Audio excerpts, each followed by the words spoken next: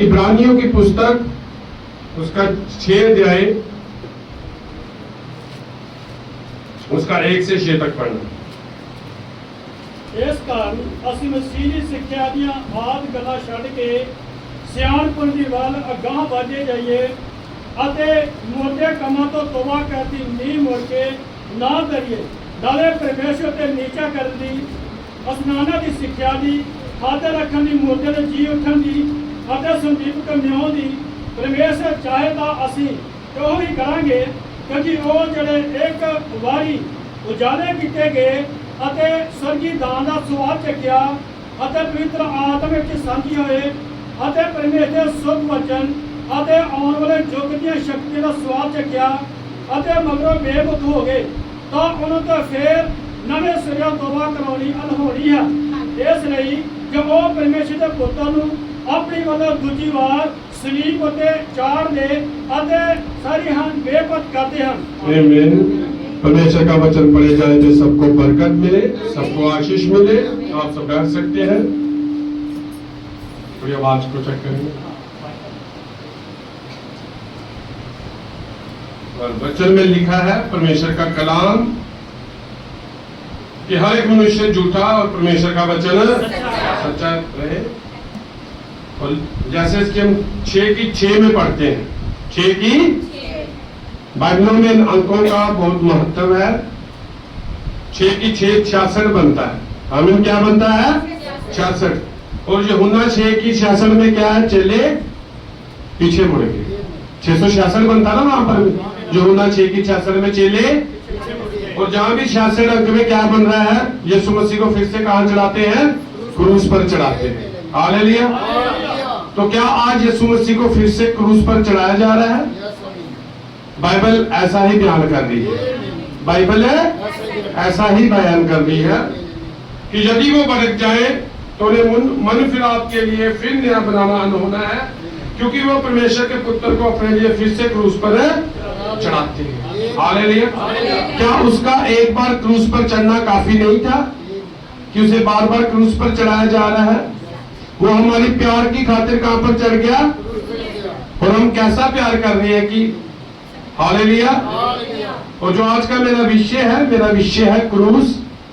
और मेरी प्रेरणा है कि हमने जांचना है कि हम किसकी ओर हैं, आप किसकी ओर। ये बात को आपको पक्का करना होगा कि आप किसकी ओर। हालेलुया। क्रूस अगर हमसे कोई पूछे तो कहां लिखा है कि यीशु मसीह को 39 कोड़े लगाए गए? क्योंकि नए नियम में ये बात नहीं लिखी गई। नए नियम में तो इतना ही लिखा है कि उसको क्या लगाएंगे? कोड़े लगाएंगे। देखिए, ये रोम सरकार की क्या थी? व्यवस्था थी। रोमियों ने यहूदियों को प्रसन्न करने के लिए यीशु मसीह को क्या किया? कोड़े लगाए। आमीन। और जैसा हम व्यवस्था विवरण 25 की 2 और 3 पढ़ते हैं, आप घर में जाकर पढ़ना। व्यवस्था विवरण 25 की 2 और वहां पर व्यवस्था में लिखा हुआ था कि अगर कोई दंड के योग्य हो, उपद्रव करे, तो उसे कितने कोड़े लगाए जाए सभा के सामने? 40 कोड़े। और एक कोड़ा जो जलाल मारता था, अगर चाहे तो उसे क्या कर दे? माफ कर दे। आमीन। उसे छोड़ सकता है। अब देखिए, दुनिया का सबसे पवित्र स्थान कौन सा है? यरूशलेम। सबसे पवित्र लोग यहूदी। सबसे पवित्र मनुष्य कौन बन के आया था? प्रभु यीशु मसीह। हालेलुया।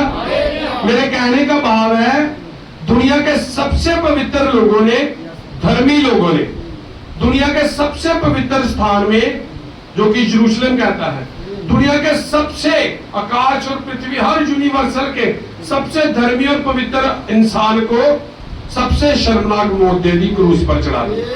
आमीन। धर्मी लोगों ने चढ़ाया, अधर्मियों ने नहीं चढ़ाया। जब उसे क्रूस पर टांगा हुआ था तो जंगली आदिवासी लोग उसके इर्द गिर्द नहीं थे। शब्द को मानने वाले, चर्च में जाने वाले लोग उसके इर्द गिर्द थे। हालेलुया। जो उसको क्रूस पर चढ़ा रहे थे। आमीन। तो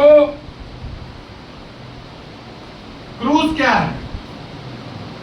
आशीष कहां पर आती है? कहां से आती है? क्रूस पर से आती है। हालेलुया। कहां से आती है? क्रूस पर से आती है ना। आमीन। जब अपने दोनों बच्चों को यूसुफ लेकर गया तो याकूब ने कैसे हाथ रखे थे? इजराइल ने क्रूस कर दिया था ना। तो हमें आशीष कहां से मिली है? क्रूस पर से मिली है। हालेलुया। आने जाते छोटे के ऊपर कौन सा हाथ आ गया था? दाहिना हाथ आ गया था। हालेलुया। तो हर किसी को आशीष कहां से मिलती है? और मत्ती 10:37 पर यीशु मसीह ने क्या कहा कि जो अपना क्रूस उठाकर मेरे पीछे नहीं चलता वो मेरे योग्य नहीं है। और इतनी बड़ी सलीब बनाकर हम उसके पीछे नहीं चल सकते। क्रूस का मतलब है अपने जीवन के हालातों को जीता हुआ, वचन को जीता हुआ। जो मेरे पीछे नहीं आता वो मेरे योग्य नहीं है। आमीन। हालेलुया। ये तंगियां, परेशानियां, हालातें क्या है? ये क्रूस ही है। आमीन। तो उसने हमारी तंगियों, बीमारियों का क्रूस उठा लिया। आओ हम उसके वचन का आज क्रूस उठा लें। हालेलुया। तो यीशु मसीह, देखिए रोमियो ने इतनी भयंकर सजा रखी हुई थी क्रूस की मौत कि इतिहासकारों का मानना है कि जो वो कोड़े लगाते थे ना, वो इतने भयानक थे कि ज्यादातर लोग वो कोड़ों से मर जाते थे। वो कोड़े खाने से मर जाते थे, क्रूस तक नहीं पहुंच पाते थे। इतनी भयानक मौत थी कि लोग डर जाए। रोम सरकार से लोग, आज भी रोमी लोग शासन करना चाहते हैं। इतनी भयानक वो आज्ञा निकालते हैं। हालेलुया। तो उस क्रूस के जो हंटर थे, लोगों का मानना है, इतिहासकारों का, कि जो वो कोड़े होते थे उनके आगे उन्होंने हड्डियां लगाई होती थी। क्या लगाई होती थी? कि हड्डियां, लोहे के बड़े बड़े पीस उन्होंने ऐसे लगाए होते थे। और जब वो कोड़े मारते थे तो 100 से 200 ग्राम मीट आदमी का निकल जाता था। वो कोड़ा कितना मांस लेकर आता था? एक बार में 100 से 200 ग्राम मांस निकलता था मनुष्य का। तो अगर 39 कोड़े लगे होंगे तो कितना मांस निकला होगा यीशु मसीह? हालेलुया। पहले आपको इस परिस्थिति को जानना होगा। अगर 200 ग्राम या 100 ग्राम मांस एक कोड़े से निकल रहा है, तो अगर एक किसी मनुष्य का 6-7 किलो मांस शरीर से निकाल दो, वो फिर भी जीवित है, तो वो किस हालात में होगा? हालेलुया। ऐसे मारा गया यीशु मसीह को, ऐसे। और वो जब मारते थे हंटर, हालेलुया, तो वो किस बात का चिन्ह था, नमूना था? देखिए, वचन आपके प्राणों में होना चाहिए।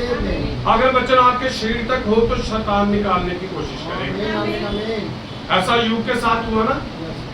शैतान ने उसके शरीर को पकड़ा कि अगर ये शरीर की रीति से जी रहा होगा, वचन इसके शरीर में होगा, तो ये वचन से पीछे मुड़ जाएगा मसीह से। हालेलुया। उसकी हड्डियों में पकड़ा कि अगर हड्डियों में वचन होगा तो मैं वहां से भी, लेकिन वचन उसके प्राणों में था। और प्रभु ने कहा था, तू इसके प्राणों को हाथ मत लगाना, प्राण मेरे हैं। हालेलुया। आज आप देखें, आप किस रीति से मसीह की आराधना कर रहे हैं? शरीर के द्वारा कि आत्मा सच्चाई के द्वारा? क्योंकि वो तो उनसे प्रसन्न होगा जो आत्मा सच्चाई से क्या करते हैं? आराधना करते हैं। हालेलुया। गेट को बंद कर देंगे। तो बाइबल ऐसा ही बयान करती है। बाइबल कि मसीह को फिर से कहां चढ़ाया जाता है? कौन लोग चढ़ाते हैं? जो उसको जानते हैं, शब्द को मानने वाले लोग, शब्द को मानने वाले लोग, चर्च में जाने वाले लोग। हालेलुया। बड़े धर्मी लोग जो बने हुए हैं, उपवास प्रार्थना करने वाले लोग, उपवास। हालेलुया। वो लोग मसीह को कहां पर चढ़ा रहे हैं? क्रूस पर। तो हमें देखना होगा कि हम किसकी ओर हैं, हम किसकी ओर। एक विश्वासी को अपनी स्थिति को पहचानना होगा। अगर संत पौलुस गलातियों में 2 अध्याय में 14 साल के बाद अपनी स्थिति को पहचानने के लिए गया कि जो मैंने प्रचार किया है क्या सही है कि गलत है, तो हमें भी देखना होगा कि इतने सालों से जो हम कर रहे हैं कि सही है कि गलत है, हम किसकी ओर हैं। हालेलुया। शायद वो जो लोग मसीह को क्रूस पर चढ़ा रहे थे तो शायद हमसे भी ज्यादा धर्मी हो। फकीर फरीसियों के बारे में ऐसे ही कहा, अपने जीरे तक का दशमांश देते थे, जीरे तक का, हर बात रात का दसमास निकालते थे। हालेलुया।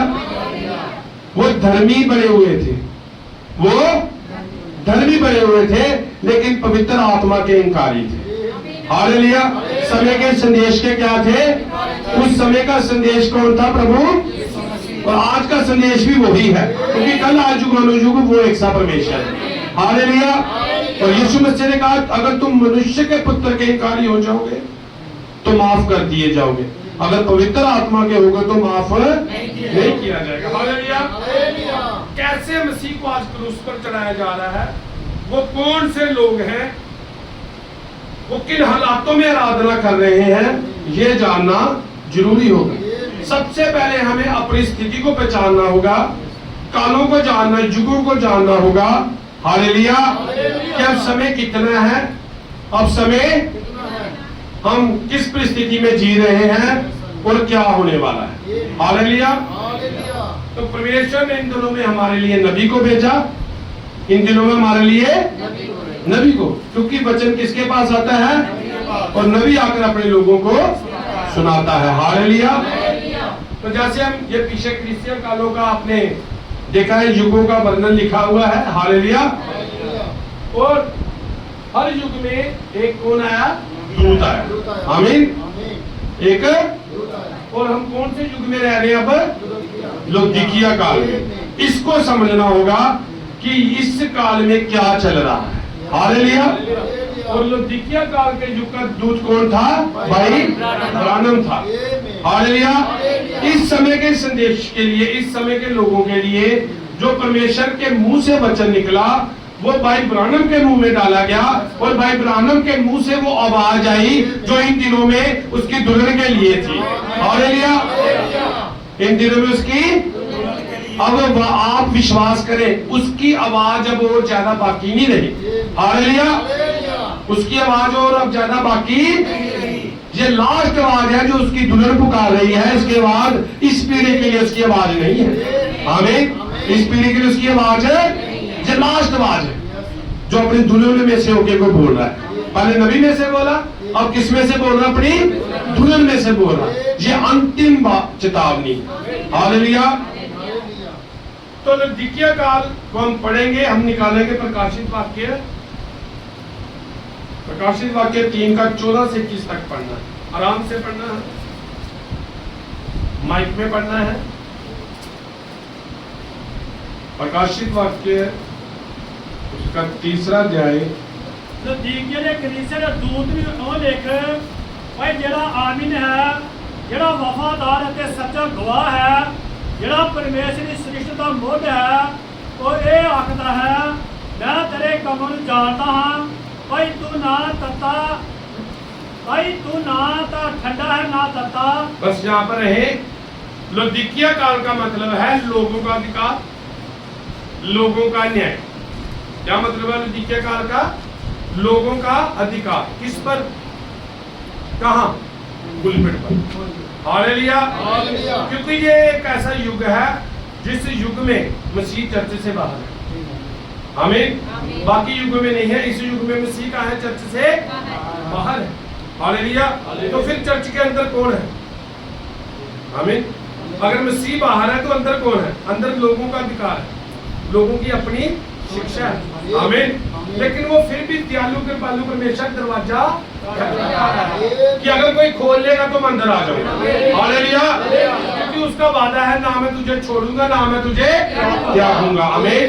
हालेलुया। अगर मसीह बाहर है तो फिर अंदर कौन है? हालेलुया। अंदर कौन राज कर रहा है? अंदर कौन राज कर रहा है? लोगों के अपने, लोगों के अपने कायदे कानून अंदर राज कर। हालेलुया। लेकिन ये पुलपट पवित्र आत्मा के लिए है। हालेलुया। ये पुलपट किसके राज करने के लिए है? वचन का राज करने के लिए। कोई मनुष्य इस पर राज नहीं कर सकता। हालेलुया। इस पर एक ही राज चलेगा, पवित्र आत्मा का राज चलेगा। आमीन। तो परमेश्वर के वचन में हमने पढ़ा कि ना तू गर्म है और ना तू क्या है? ठंडा है। जब किसी को उल्टी बनानी हो ना तो उसे कैसा पानी दे? गुनगुना पानी दे। आमीन। कौन सा पानी दे? उससे क्या हो जाती है? उल्टी आती है। ना ठंडा और ना गर्म। आमीन। आगे पढ़ेंगे। मैं चाहता सा जो तू ठंडा जा तता हुंदा, दोनों में से एक होता। आमीन। ठंडा या गुनगुनाना होता। हालेलुया। आगे बढ़े। सो तू सिर गरम जो है ना तता ना ठंडा, इस कारण मैं तेनू अपने मुंह विचों उगल सुटांगा। उगलने पर हूँ, मैं तुझे अपने मुंह में उगलने पर हूँ। हालेलुया। अब परमेश्वर के मुंह में क्या है? आमीन। परमेश्वर के मुंह में क्या है? दो तारी तलवार निकलती है, उसके मुंह में वचन है। आमीन। परमेश्वर कह रहा है मैं इस पीढ़ी के लिए वचन मुंह में से निकालने वाला हूँ, जो भाई ब्राह्मण में से होकर इस पीढ़ी को दिया जाएगा। आमीन। भाई ब्राह्मण में होकर इस पीढ़ी को दिया जाएगा। इस पीढ़ी का संदेश परमेश्वर ने अपने मुंह से किसके मुंह में डाला? भाई ब्राह्मण के मुंह में डाला। हालेलुया। भाई ब्राह्मण इस समय की परमेश्वर की क्या थी? आवाज थी। इन दिनों में परमेश्वर की आवाज उसकी कलीसिया के लिए कौन था? भाई ब्राह्मण की आवाज थी। हालेलुया। अगर किसी ने उस आवाज को नहीं पहचाना तो उसने खो दिया। आमीन। लेकिन भेड़ उसके आवाज को पहचानती है और उसके पीछे भी चलती है। हालेलुया। तो भाई ब्राह्मण इन दिनों में क्या था? इस पीढ़ी के लिए आवाज। आमीन। और परमेश्वर के मुंह से क्या निकलता है? वचन निकलता है। भाई ब्राह्मण के मुंह से क्या निकला? इस पीढ़ी के लोगों के लिए। और दुल्हन के मुंह से क्या निकला है? क्योंकि पतरस 4:11 में हम क्या पढ़ते हैं? तुम इस तरह बोलो। पतरस 2:11 में तुम इस तरह बोलो कि जैसे वचन बोलते हो। आमीन। हालेलुया। जैसे वचन बोलते हो। आमीन। तो क्या उगला जा रहा है मुंह में से? इस पीढ़ी के लिए वचन उगला जा रहा है। आप भाई बहनों, आप भी वचन ही बोलते हो। जब आप किसी को संदेश देते हो, वचन सुनाते हो, हालेलुया, समय का संदेश देते हो, तो आप वचन ही सुना रहे होते हो जो उनके लिए इस समय में है। इसके बाद उनके लिए और कोई आवाज नहीं है। हालेलुया। आवाज नहीं। आमीन। क्योंकि परमेश्वर जब भी चंगा करता है तो कैसे करता है? अपना वचन भेज के चंगा करता है। इसलिए पतरस की पुस्तक में पतरस ने क्या लिखा? तुम ऐसे बोलो जैसे वचन। हालेलुया। तो इन दिनों में परमेश्वर इस पीढ़ी के लिए क्या उगला? परमेश्वर ने अपना वचन उगला। किसके द्वारा? भाई ब्राह्मण के द्वारा। अब किसके द्वारा? कौन है परमेश्वर की आवाज? आप परमेश्वर की आवाज। आमीन। और अब और आवाज बाकी नहीं रही, क्योंकि जो सबसे छोटा युग है। आमीन। जो सबसे छोटा युग है। हालेलुया। आगे बढ़ेंगे। तू जो आखदा है भाई मैं धनवान हाँ अते मैं माया जोड़ी है, मैं धनवान हूँ। आमीन। देखा आपने इस युग में सबसे ज्यादा प्रधानता किस चीज की है? पैसों। कितने हर लोगों के पास कितना पैसा है। और इस युग में सबसे ज्यादा बड़े गिरजे हैं। आमीन। सबसे ज्यादा बड़े गिरजे हैं, बड़ी बड़ी चर्चे हैं, बड़ा पैसा है चर्चों के पास। हालेलुया। चर्चे सोचते हैं कि हमारे पास बहुत धन है, हमें किसी बात की कमी नहीं है। आमीन। अगर इन विचारों से चर्च चल रही है, हालेलुया, इन विचारों से चर्च चल रही है, तो वो परमेश्वर की कलीसिया नहीं। आमीन। वो परमेश्वर की कलीसिया नहीं। हालेलुया। और परमेश्वर कहता तू कह रहा मुझे किसी वस्तु की घटी नहीं। लोग ऐसे बोलते हैं ना कि आप हमारे गिरजे में आना, इतनी बड़ी चर्च है, इतने लोग हैं, वहां पर किसी बात की घटी, किसी बात की कमी, लेकिन यहाँ पर वचन नहीं है। उसको परमेश्वर ने कहा तू तुच्छ और कंगाल है। हालेलुया। जिसके पास वचन नहीं वो क्या है? तुच्छ और कंगाल बंदा है वो। आमीन। और जिसके पास वचन है उसका धन स्वर्ग में है, जहाँ ना काई लगेगी ना कीड़ा लगेगा। हालेलुया। और विश्वासी स्वर्गीय धन पर अपनी नजरें लगाकर रखता है। आमीन। हम गीत गाते हैं उठाए जाएंगे, समय अब अंत का है। हालेलुया। तो लोग आज भी क्या कर रहे हैं? लोगों का विश्वास उठाए जाने में नहीं है। आमीन। उठाए जाने में तभी तो बड़ी बड़ी यूनिवर्सिटी बना रहे हैं चर्च वाले, हॉस्पिटल बना रहे हैं, बड़े बड़े हॉस्पिटल बना रहे हैं, बड़ी बड़ी यूनिवर्सिटी बना रहे हैं, उनको परमेश्वर की आमद के बारे में जरा भी ख्याल है। हम उठाए भी जाएंगे, हम परमेश्वर के घर में होंगे। हालेलुया। कष्टकाल शुरू होने वाला, शुरू हो जाएगा। आमीन। वो गीत गा रहे होंगे, यीशु आने वाला है, यीशु, और यीशु आकर चला भी गया होगा। हालेलुया। वो नाच रहे होंगे, यीशु आने वाला है। आमीन। ऐसा ही पहले भी हुआ था। आप बताएं, इतने पिछले दिनों में जब यीशु मसीह आया तो भविष्यवाणियां की, नबियों ने भविष्यवाणियां की। आमीन। कि मसीह आ रहा है, वो गधे पर सवार होकर आएगा। हालेलुया। उसे कोड़े लगाए जाएंगे। इतनी बुलंदियों पर भविष्यवाणियां की, लोग तब नहीं समझ पाए। तो अब तो लिखा है कि परमेश्वर का दिन चोर की नहीं आएगा, तो लोग कैसे समझेंगे? हालेलुया। वो कैसे जानेंगे कि मसीह आ रहा है? आमीन। लेकिन पवित्र आत्मा जो हमारा सहायक है, हालेलुया, वो उसकी दुल्हन को तैयार कर रहा है। हम अनाथ नहीं है, हमारा कल आज जुग अनुजुग एक सब परमेश्वर हमारे साथ है। आमीन। हालेलुया। तो ये लोगों का अधिकार चर्च में है, चर्चे अमीर है। हालेलुया। चर्चे क्या है? अमीर है, अपने आप में धनी होकर बैठी है। आमीन। कि हमारे पास धनी लोग हैं, हमारे पास बढ़िया कपड़े हो सकते हैं। हालेलुया। हमारे पास बढ़िया बंदोबस्त है। आमीन। किसी बात की कमी नहीं है। लेकिन परमेश्वर कहता तू तुच्छ और क्या है? कंगाल है। आमीन। तू क्यों कंगाल है?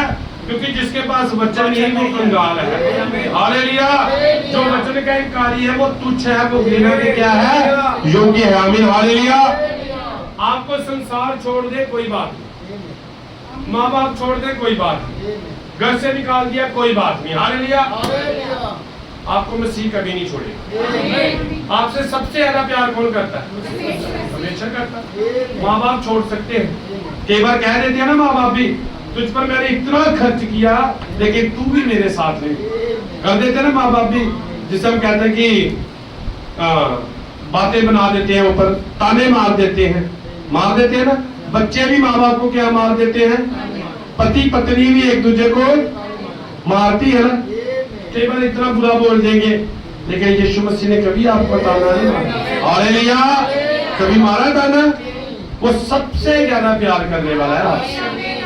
उसने कहा कि तू इतना बुरा था, इतना गिरा हुआ था, तू इतना गंदा था, घिनौना था, तेरे काम इतने बुरे थे। उसने ऐसा कुछ नहीं कहा। उसने कहा मैं तुझसे प्यार करता हूँ, करता था, करता रहूंगा, तू मेरा प्रिय पुत्र है। हालेलुया। बेटी है। आमीन। तो देखिए आगे बढ़ेंगे। ਅਤੇ ਮੈਨੂੰ ਕਸ ਦੀ ਲੋੜ ਨਹੀਂ ਅਤੇ ਨਹੀਂ ਜਾਣਦਾ ਹੈ ਜੋ ਤੂੰ ਦੁਖੀ ਮੰਦਭਾਗੀ ਕੰਗਾਲ ਅੰਨਾ ਅਤੇ ਨੰਗਾ ਹੈ। आमीन। लौदीकिया युग बड़ी बड़ी साइंस का युग है, बड़ी बड़ी टेक्नोलॉजी का युग है, डॉक्टरेट का युग है। डॉक्टर, बड़े बड़े डॉक्टर, बाइबल पर भी पीएचडी की जा रही है। बाइबल पर भी क्या की जा रही है? पीएचडी। और देखिए कैसी पीएचडी करा रहे हैं हम। बाइबल स्टडी खोले हुए हैं, बाइबल स्कूल खोले हुए हैं बड़े बड़े। और एक बाइबल स्कूल में पढ़ा हुआ बच्चा, एक बाइबल स्कूल में जिस पर इतना पैसा लगा हुआ है, बड़े बड़े मिशनों के पास्टरों ने उसको शिक्षा दी है, उसको क्वालिफाइड किया है, उसको पढ़ाया है। और जब पढ़ लिख कर पुलपिट पर आता है, आमीन, पढ़ लिख कर कहाँ आता है? और फिर वो प्रचार करता है। क्या आप सब जानते हो हवा ने क्या खाया था? खुरमानी खाई थी। हालेलुया। सेब खाया था। आमीन। ये बाइबल स्कूल की पढ़ाई है। हवा ने क्या खाया था ये पवित्र आत्मा ही बता सकता है, कोई स्कूल नहीं बता सकता। हालेलुया। और लिखा है कि तुम अंधे हो। ये कौन से अंधेपन की बातें की जा रही है? ये आत्मिक अंधेपन की बातें की जा रही है। लोग आत्मा में अंधे हुए हैं, लोग आत्मा में अंधे हो रखे हैं। जैसे गेहजी हो रखा था, गेहजी हो रखा था ना। हालेलुया। जब गेहजी को कहा अलीशा ने कि इसकी आंखें खुल जाए, तो उसकी आंखें खुल गई। जब आराम की सेना ने अलीशा को घेर रखा था, आमीन, उसकी आंखें पहले बंद थी। उसकी आंखें, उसकी बंद थी आंखें, तभी तो उसने सेनापति से धन ले लिया था, ले लिया था ना धन। आमीन। और उसने सोचा कि गेहजी ने सोचा कि अलीशा नहीं देखेगा। देखा कितना आदमी गंदापन था, कितना आदमी गंदापन था कि नबी के साथ रह रहा था, नबी के, और वो जानता था कि नबी के ऊपर एलिया की आत्मा का दूना अभिषेक है। देखिए एलिया की सेवा किसने की? अलीशा ने। तो उसके बाद अलीशा वहां पर ठहराया गया। अब अलीशा की सेवा कौन कर रहा था? तो अलीशा के बाद किसने ठहराना था? लेकिन गेहजी ने सेवा का क्या ले लिया? पैसे ले लिया। आमीन।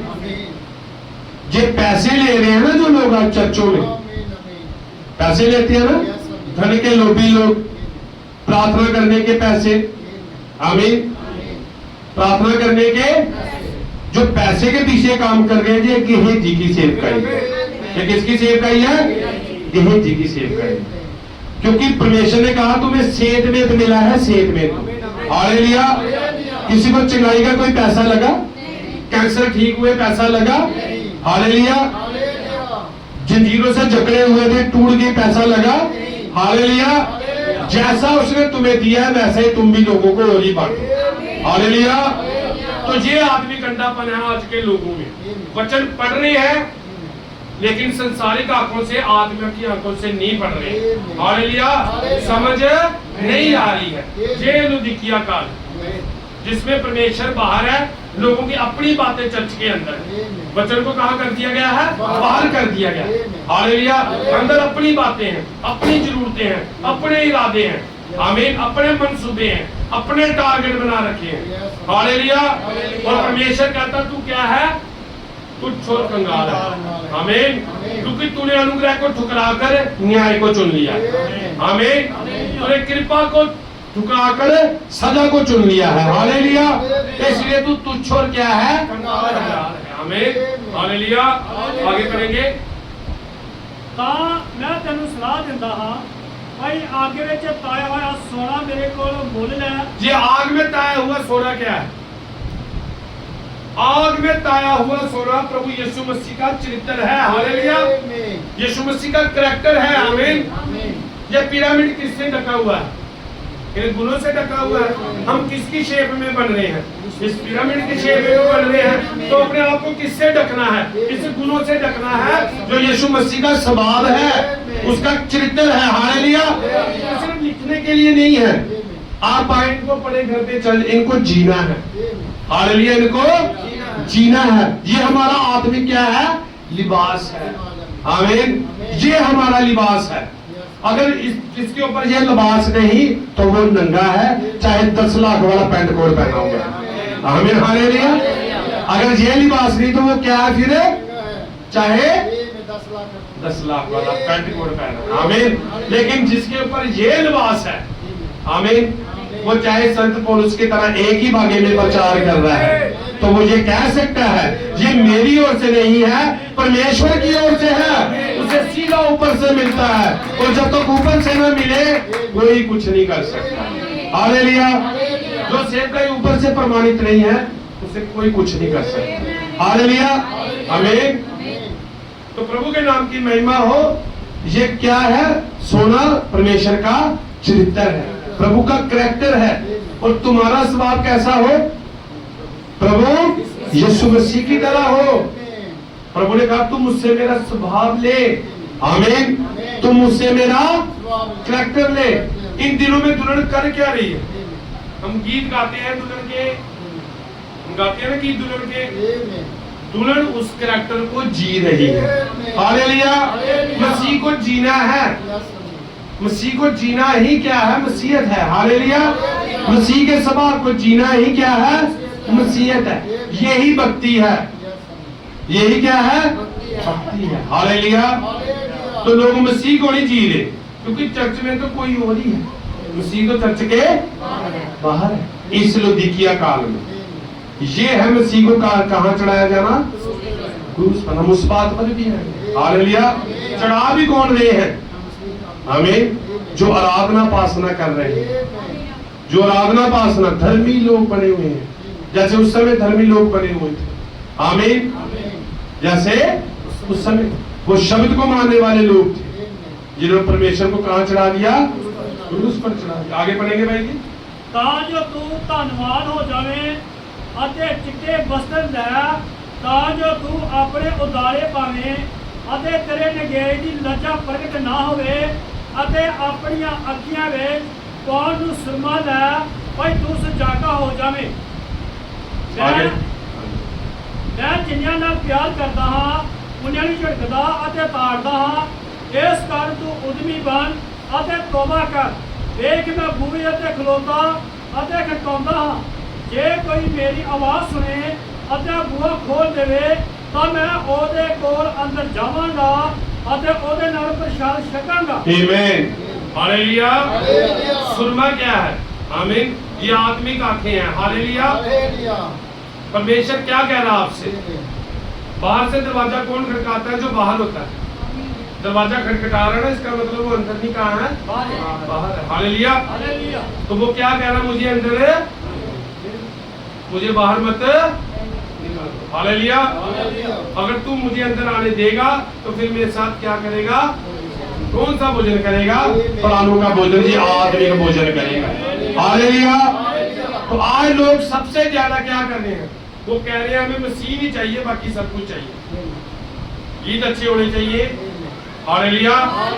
तो द्वितीय काल में ऐसा ही देखना, सजावटी आराधना की जा रही है, ज्यादा से ज्यादा सजावट, ज्यादा से ज्यादा सजावट, ज्यादा से ज्यादा चर्चों में मनोरंजन, साउंड, हर चीज ज्यादा से ज्यादा बढ़िया, लेकिन वचन नहीं। हालेलुया।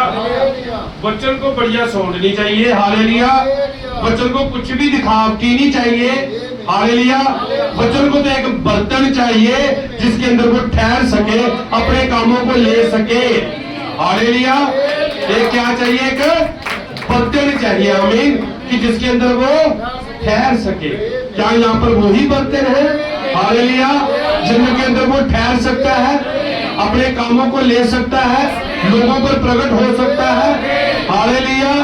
आमीन। तो ये लौदीकिया काल है। मैं थोड़ी बातें आपके आगे रख रहा हूँ। लोग आत्मिक अंधे हैं, धन बहुत है लेकिन ये वचन का धन नहीं है। हालेलुया। परमेश्वर उगलने वाला है, इस पीढ़ी के लिए न्याय का वचन उगलने वाला है। परमेश्वर ने कहा तौबा करो, लिखा ना, क्या करो? किसके नाम में तौबा करनी है? प्रभु यीशु मसीह के नाम में। अपने पुरानों कामों से क्या करनी है? तौबा करो। हालेलुया। क्योंकि जिससे वो प्यार करता है उसे क्या करता है? ताड़ना भी देता है, उसे बुलाना भी देता है। आमीन। तो अगर आपके जीवन में जब परीक्षा आती है, जब ताड़ना आती है, तो आनंद करना कि वो हमसे क्या करता है? प्यार करता है। क्योंकि जिसकी ताड़ना नहीं होती वो व्यभिचार की संतान है। हालेलुया। वो किसकी संतान है? और यहाँ पर व्यभिचार की नहीं, उसके रगों से निकला हुआ उसका रियल सीड है। हालेलुया। उसका क्या है? जिसे उसने अपने स्वरूप में बनाया है। हालेलुया। जो उत्पत्ति में उसके अंदर सफर कर रही है, उत्पत्ति में उसके अंदर है और मती में उसके अंदर से बाहर निकल आई है। अब इसको देखा, मसीह को देखा, एक बात है। ऐसा हो सकता है ना? हालेलुया। कि तुम मुझसे बड़े बड़े काम करोगे, तुम जाजकों का वंश है। हालेलुया। पहले से खड़ाए हुए हो, किसके लिए? मसीह के कामों को लोगों पर प्रकट करने के लिए। क्योंकि पिता को किसी ने नहीं देखा, इकलौते पुत्र ने लोगों पर उसे क्या किया? यीशु मसीह जब धरती पर था तो किसको प्रकट कर रहा था? अपने आप को कि पिता को? पिता को कर रहा था ना, उसने अपने आप को नहीं प्रकट किया। हालेलुया।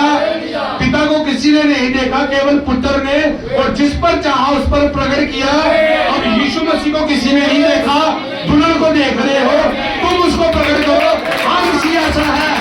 हालेलुया। आपको देखा तो किसको देख लिया? यीशु मसीह को देख लिया। क्या कोई ऐसा है जो ठान ले कि उससे बड़े बड़े काम करूंगा? इन दिनों की आवाज मेरे अंदर है। हालेलुया। मैं यीशु का राजदूत हूँ, मैं पहले से खड़ा गया हूँ। अब शैतान के फाटकों को तोड़ दूंगा, प्राणों को जीत लूंगा। मैं महिमा में जा रहा हूँ, उठाया जा रहा हूँ, मैं बदलने वाला हूँ, एक नया बदल मिलने वाला है। हालेलुया। ये किसके लिए है?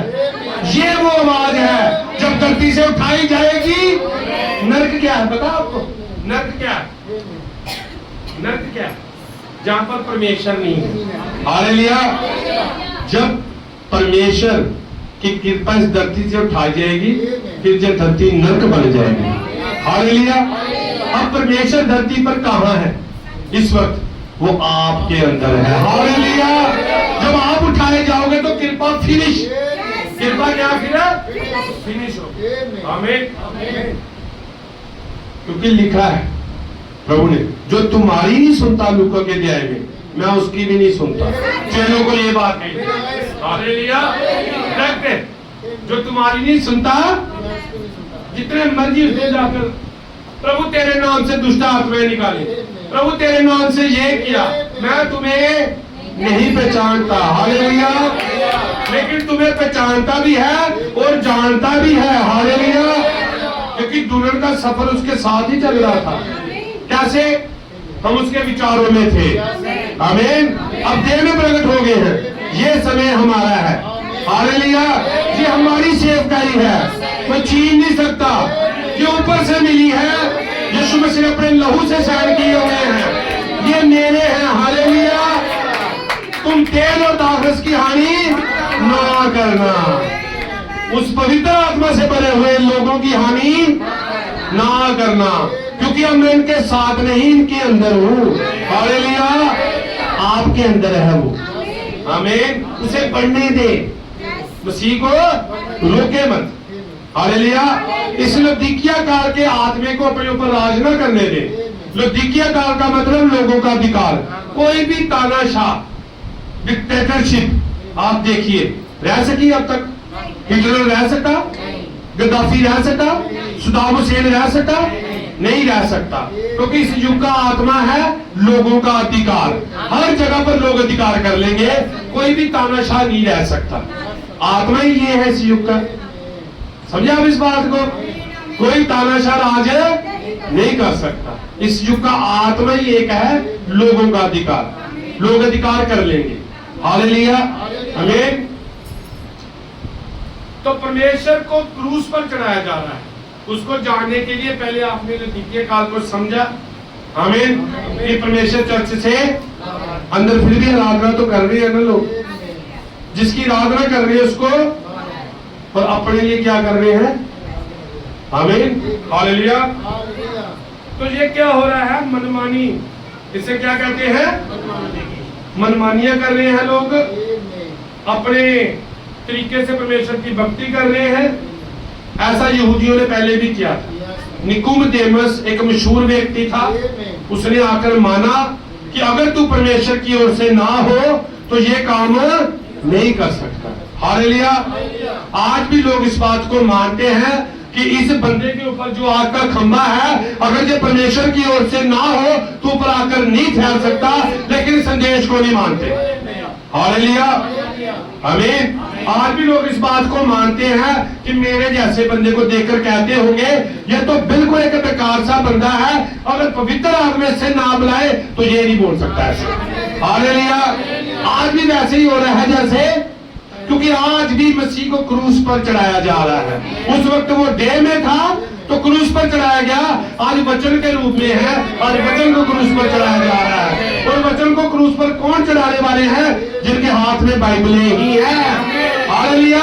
आपको देखना होगा कि कहीं आप तो नहीं चढ़ा रहे, आप किसकी ओर हो? हालेलुया। किसकी ओर हो आप? जो बाढ़ जो रहे थे। आमीन। हालेलुया। तो प्रभु के नाम की महिमा हो। आप ताली बजा सकते हैं।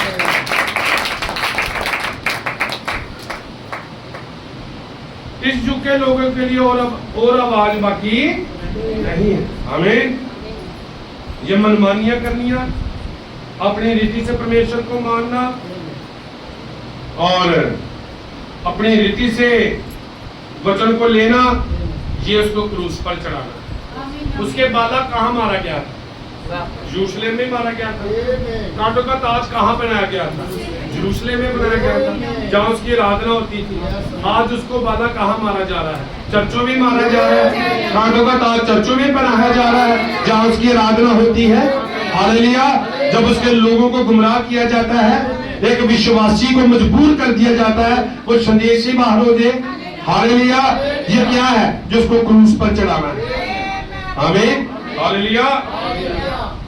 बहने, हमारी सीधी सादी बहने, आमीन, जब इनके लंबे बाल देखकर लोग हंसते हैं कि तू तो एक पुराने फैशन की क्या है, औरत है। हालेलुया।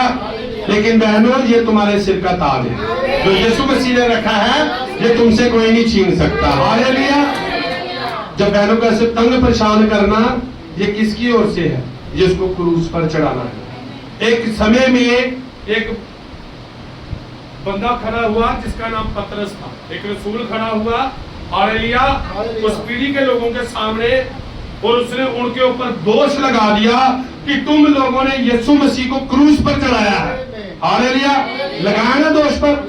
फिर उसके बाद एक और उसका रसूल खड़ा हुआ जो कि स्तिफनुस था, उसने भी कहा कि हे हठीले मन के लोगों, तुम हमेशा पवित्र आत्मा के खिलाफ ही रहे हो। उसने भी उन पर दोष लगा दिया। उसके बाद एक और रसूल खड़ा हुआ, एक नबी खड़ा हुआ जिसका नाम ब्रदर विलियम मारियन ब्रानम था। उसने भी कहा कि आज भी तुम उसे क्रूस पर चढ़ा रहे हो। हालेलुया। उसके बाद उसकी दुल्हन है जो कि अंतिम आवाज है, वो भी आज पुकार कर कह रही है कि ये हकीले मन के लोगों, तुम आज फिर मसीह को क्रूस पर चढ़ा रहे हो। हालेलुया। चढ़ाया जा रहा उसे क्रूस पर। आमीन। अपनी जरूरतों के लिए। आमीन। अगर जहां से मैं गलत प्रचार करूं, ऐसा प्रचार करूं कि जो आपके जीवन में लाभदायक नहीं है, तो वो मसीह को क्रूस पर चढ़ा दे। आमीन। अगर चर्च में ऐसी बातें हो जिनका रैप्चर से कोई मतलब नहीं है, तो उसके वचन को क्रूस पर चढ़ाया जाना है। हालेलुया। अगर चर्च में अपनी मनमानियां हो, अगर चर्च में अपनी मनमानियां हो, अपने मनसूबे रखे हो, तो वो उस वचन को क्रूस पर चढ़ाया जाना है। चाहे फिर वो मिशन की चर्च है, तो चाहे संदेश की चर्च। हालेलुया। इससे कोई फर्क नहीं पड़ता कि हमने प्रभु यीशु मसीह के नाम से बपतिस्मा लिया है। आमीन। इससे फर्क पड़ता है कि उस अनुग्रह को हमने कैसे थामे रखा हुआ है, हम कितने समर्पित हैं वचन के लिए, हम कैसे उसके प्राणों को जीतने के लिए समर्पित हैं। हालेलुया। तो क्या प्रभु के लिए एक स्लीप काफी नहीं थी जो आज बार बार उसको स्लीप पर चढ़ाया जा रहा है? आमीन। चढ़ाया जा रहा है ना उसको, मारा कूटा जाता है वचन को। शर्मनाक, सबसे शर्मनाक मौत कौन सी थी? क्रूस की मौत। वो एक श्रापित मौत थी। सबसे कठोर एक मुजरिम को वो क्या दी जाती थी? जो क्रूस पर लटका के मारा जाए वो क्या ठहरे? श्रापित ठहरे। हालेलुया। वो हमारे लिए श्रापित बना, हमारे लिए पापी बना कि हम जीवन जी सके। और अगर इस जीवन को जी रहे हैं तो दोबारा उसे क्रूस पर नहीं चढ़ा सकते। हालेलुया। उसे क्रूस पर, क्योंकि उसको जो दाग दिए गए थे उस समय के बड़े बड़े चाटकों ने दिए थे। आमीन। आराधना करने वालों ने दिए थे। आमीन। हालेलुया। आपकी भावनाएं क्या कहती हैं, इससे कोई फर्क नहीं पड़ता। आप क्यों चर्च में जा रहे हैं? अगर आपने ये टारगेट रखा हुआ कि मेरा कोई रिश्तेदार है, आमीन, हालेलुया, मेरा कोई अच्छा मतलब जान पहचान वाला है, आमीन, जब मैं बचपन से चर्च में जा रहा हूँ, लेकिन जब आप खुदा की आवाज को सुने, हालेलुया, तो अगर बेर हो इस बात के पीछे आ जाओ। इन बातों से रैप्चर नहीं होने वाला। रैप्चर सिर्फ आज्ञाकारी और जीवन जीने से हो। आमीन। हालेलुया। यहूदियों की एक प्रथा थी, आज भी वो ऐसे ही करते हैं। जब उनकी शादी होती है ना, तो वो लड़का जिस लड़की के साथ उसकी शादी होती है उसका सारा दाम बचपन से लेकर जब तक वो लड़की बड़ी हो जाती है, जितना पैसा खर्चा हुआ होता है वो सारा देता है। किसको? उसके माँ बाप को। हालेलुया। तो अगर एक विश्वासी वो शादी करे और लेने की चाहत कोई रखे तो वो विश्वासी हो सकता है? हालेलुया। उसके अंदर मसीह हो सकता है? तो पहली बार यीशु मसीह क्या करने आया था? हमारा दाम चुकाने आया। और जब यहूदी की शादी होती है तो जब वो बरात लेकर आता है तो अंदर नहीं जाता, गांव के उसे बाहर ही लाकर उसकी क्या दी जाती है? दुल्हन दी जाती है। तो दूसरी बार वो जब आएगा तो बादलों में आएगा जहां उसको उसकी दुल्हन दे दी जाएगी। आमीन। और जब वो तीसरी बार आता है शादी करके, तो फिर कहां जाता है? अपनी दुल्हन के साथ आता है। और तीसरी बार जब मसीह आएगा तो अपनी दुल्हन के साथ आएगा। हालेलुया। हर बात को वो वचन से क्या करेगा? सिद्ध करेगा। ये पिता पुत्र पवित्र आत्मा का बपतिस्मा क्या है? उसे क्रूस पर चढ़ाना। ये औरतों का प्रचार क्या है? ये श्रृंगार करना उसे क्या है? क्रूस पर चढ़ाना है। हालेलुया। और इन बातों को अगर चर्च में हो रहा है और हम देख रहे हैं, मान लो हम ऐसा नहीं करते, हम ऐसा नहीं करते, पर अगर चर्च में बोले बाले लोगों का शोषण हो रहा है, हालेलुया, गलत शिक्षा दी जा रही है, निकोलिया की शिक्षा वहां पर राज की रही है, लुदिकिया काल का आत्मा वहां पर राज कर रहा है, परमेश्वर चर्च से बाहर है और हम वहां पर बैठे हुए हैं, हम कह रहे हैं सर चलने दो कोई बात नहीं, तो आप भी उसको क्रूस पर चढ़ाने वालों के साथ हो। हालेलुया। उसको क्रूस पर चढ़ाने वालों के साथ, क्योंकि इब्रानियों का शेर ऐसा ही कह रही है कि जो लोग उन बातों का, स्वर्गीय वरदानों का स्वाद चख चुके हैं, अगर वो भटकते हैं तो अनहोना है, वो पृथक में परमेश्वर के पुत्र को कहां चढ़ाते हैं? क्रूस पर चढ़ाते हैं। उस पर क्या लगाते हैं? तो पहले लिखा हुआ कि आओ हम आरंभ की ओर चले, मरकुस 16 में चले, जो आज्ञा दी गई थी कि जाओ जाकर बीमारों को चंगा करो। हालेलुया। उनके सिर पर हाथ रखो। आमीन। और मसीह का सुसमाचार और बपतिस्मा, हालेलुया, आज ये शिक्षा दी जा रही है। आमीन। ये शिक्षा दी जा रही है। ये शिक्षा की ओर हमें वापस जाना होगा। संत मरकुस ऐसा ही कह रहे हैं। हालेलुया। उस आरंभ में वापस जाना होगा, उस आरंभ में वापस जाना होगा जहां निकोलिया की शिक्षा नहीं थी, जो लुदिकिया काल का आत्मा नहीं था। हालेलुया। वहां तो सिर्फ बोलना, और अब ये बोलना किसने है कि रचना सृष्टि में आ जाए? ये आपने बोलना है, ये आपकी बारी है। हालेलुया। ये आपके हाथ में ये बात दी गई है। आमीन। प्रभु के नाम की महिमा हो। अब एक आवाज